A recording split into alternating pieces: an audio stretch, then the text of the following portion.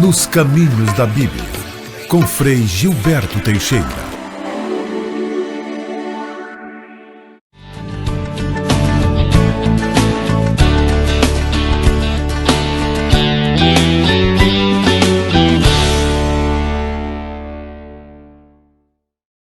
Francisco, Papa da Paz. Francisco, o amor de Cristo nos traz. Francisco, Papa da Paz. Francisco, o amor de Cristo nos traz. Irmãos e irmãs, paz e bem. Hoje é sábado, dia de catequese do Papa Francisco. A Margarete está trazendo este mês, quando o Papa não faz as suas tradicionais catequeses, a recordação das catequeses sobre a oração que o Papa Francisco fez no ano passado. Hoje ela traz para nós a oração de Moisés, a oração de intercessão. Vamos então ouvir a Margarete com muita atenção. Seja muito bem-vinda, Margarete. E iniciemos então essa nossa reflexão em nome do Pai, do Filho e do Espírito Santo. Amém. Olá, amigos e amigas, paz e bem.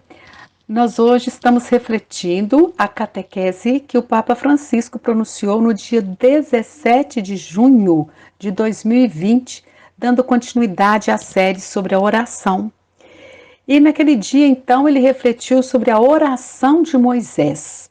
E ele iniciou, então, dizendo: no nosso itinerário sobre o tema da oração, damos-nos conta de que Deus nunca gostou de lidar com orantes fáceis.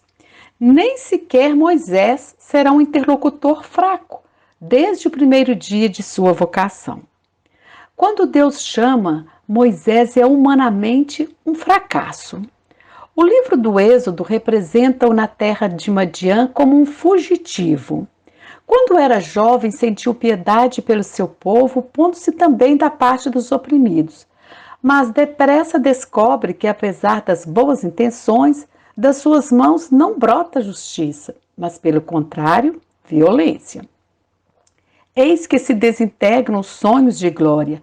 Moisés já não é um funcionário promissor, destinado a uma carreira rápida, mas alguém que perdeu oportunidades e que agora apacenta um rebanho que nem sequer é seu. E é precisamente no silêncio do deserto de Madiã que Deus convoca Moisés para a revelação da sarça ardente. Eu sou o Deus de teu pai, o Deus de Abraão, de Isaque e de Jacó. Moisés escondeu o rosto, pois não se atrevia a olhar para Deus. Está lá em Êxodo, no capítulo 3, versículo 6. A Deus que fala, que convida a cuidar novamente do povo de Israel, Moisés opõe os seus receios, as suas objeções. Não é digno daquela missão, não conhece o nome de Deus. Os israelitas não acreditarão nele, tem uma língua que gagueja, e assim muitas objeções. A palavra que floresce mais frequentemente nos lábios de Moisés, em cada oração que dirige a Deus, é a pergunta: por quê? Por que me enviastes? Por que quereis libertar este povo? No Pentateuco, há até um trecho dramático, onde Deus repreende Moisés pela sua falta de confiança, falta que o impedirá de entrar na terra prometida. Com estes temores, com este coração que muitas vezes vacila, como pode Moisés rezar? Na verdade, Moisés parece um homem como nós, e isso também acontece com a gente, quando temos dúvidas, mas como podemos rezar? Nós conseguimos rezar, e é com sua fraqueza e também com a sua força que ficamos impressionados. Apesar de ser encarregado por Deus de transmitir a lei ao povo, de ser fundador do culto divino, de ser mediador dos mistérios mais altos, contudo, não deixa de manter estreitos vínculos de solidariedade com seu povo. especialmente na hora da tentação e do pecado, sempre ligado ao povo. Moisés nunca perdeu a memória do seu povo. E essa é uma grandeza dos pastores, não esquecer o povo, não esquecer as raízes. É isto que Paulo diz, né, ao seu amado jovem bispo Timóteo, né? Paulo diz: recorda a tua mãe, a tua avó, as tuas raízes, o teu povo. Moisés é tão amigo de Deus que pode falar com ele face a face e permanecerá tão amigo dos homens que sentirá misericórdia pelos seus pecados, pelas suas tentações, pela inesperada nostalgia que os exilados têm em relação ao passado, lembrando-se quando estavam no Egito. Moisés não nega a Deus, mas também não nega o seu povo. É coerente com o seu sangue, é coerente com a voz de Deus. Portanto, Moisés não é um líder autoritário nem despótico. Pelo contrário, o livro dos Números define-o o mais humilde e paciente do que qualquer homem sobre a terra. Apesar de sua condição privilegiada, Moisés não deixa de pertencer àquele grupo de pobres em espírito que vivem fazendo da confiança em Deus o viático do próprio caminho. Ele é um homem do povo. Assim, a forma mais adequada de Moisés rezar será a intercessão. A sua fé em Deus é uma só, com o sentido de paternidade que nutre pelo seu povo. Habitualmente, a Escritura representa-o com as mãos erguidas para o alto, para Deus, como se servisse de ponte com a sua pessoa entre o céu e a terra. Bonito isso, né? Até nos momentos mais difíceis, até no dia em que o povo rejeita a Deus e a ele mesmo como guia, fazendo um bezerro de ouro, Moisés não quer pôr de lado o seu povo. É o meu povo, é o seu povo, é o meu povo. Não nega a Deus ou ao povo. E diz a Deus: este povo cometeu um grande pecado, fez para si mesmo um Deus de ouro. Rogo-vos que lhe perdoeis este pecado. Caso contrário, apagai-me do livro que escrevestes. Moisés não permuta o povo, ele é a ponte, ele é o intercessor. Ambos, o povo e Deus, e ele está no meio. Ele não vende o seu povo para fazer carreira.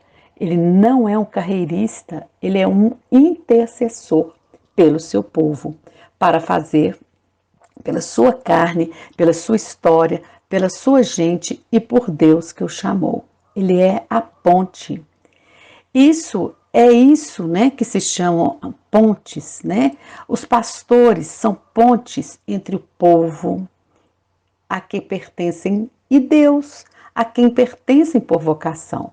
Assim é Moisés: perdoai, Senhor, o seu pecado, pois, se não perdoares, apagai-me do livro que escrevestes. Não quero fazer carreira com meu povo. E esta é a oração que os verdadeiros fiéis cultivam na sua vida espiritual. Embora experimentem as falhas das pessoas e a sua distância de Deus, estes orantes não as escondem nem as rejeitam. A atitude de intercessão é a própria dos santos, que, a imitação de Jesus, são pontes entre Deus e o seu povo. Neste sentido, Moisés foi o maior profeta de Jesus, nosso defensor e intercessor. E também hoje, Jesus é a ponte. Ele é a ponte entre nós e o Pai. E Jesus intercede por nós, mostra ao Pai as feridas que são o preço da nossa salvação e intercede. E Moisés é a figura de Jesus que reza por nós hoje, ele intercede por nós. Moisés exorta-nos a rezar com o mesmo fervor de Jesus, a interceder pelo mundo, a recordar que ele, apesar de todas as suas fragilidades, pertence sempre a Deus.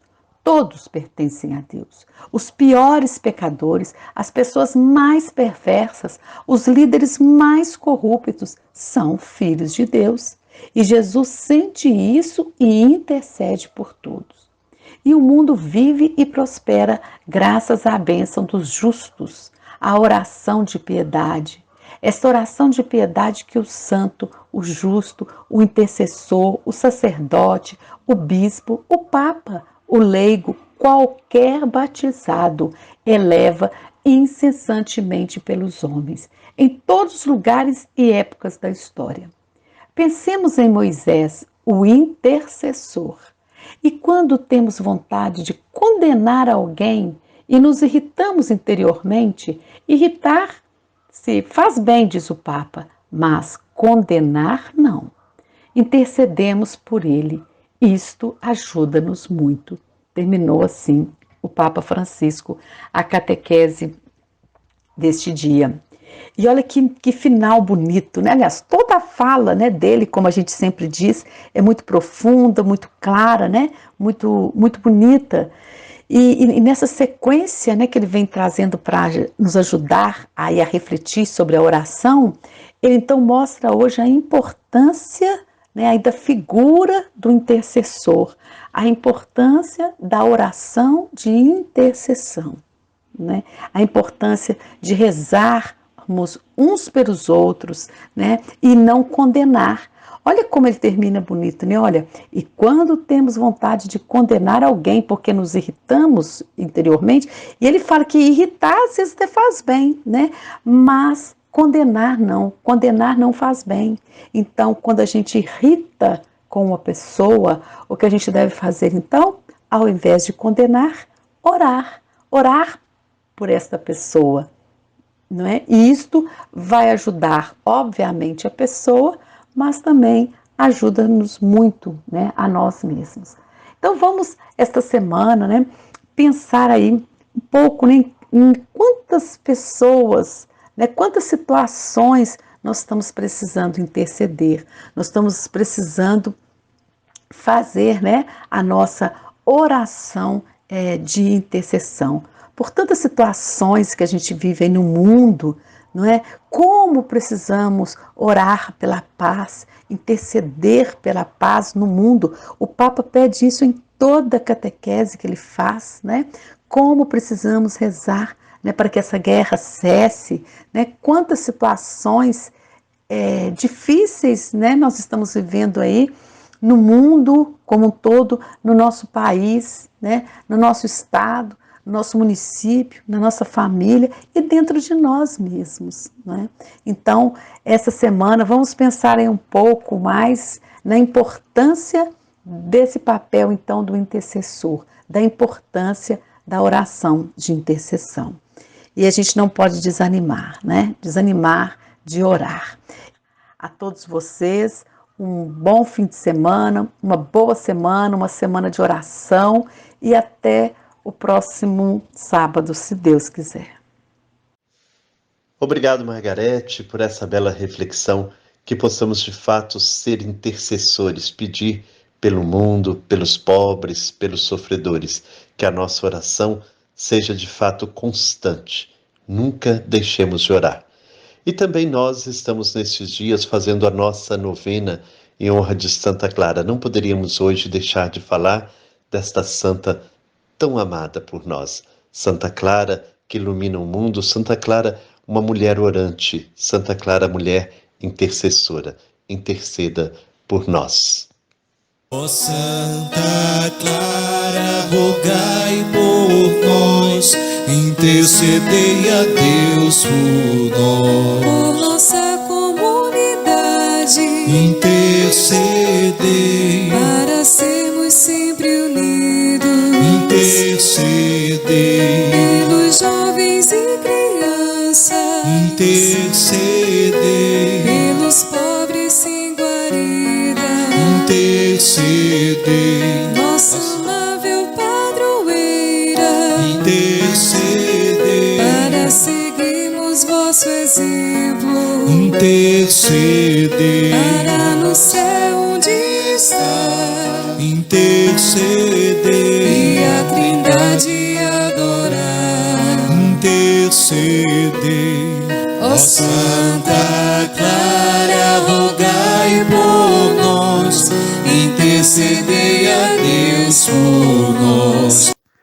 Clara gostava de viver em São Damião, um lugar um pouco afastado da cidade, porque ela era uma contemplativa. E foi isso que ensinou às suas irmãs. Numa carta para uma delas, explicou o que entendia por contemplação. Ponha a mente no espelho da eternidade.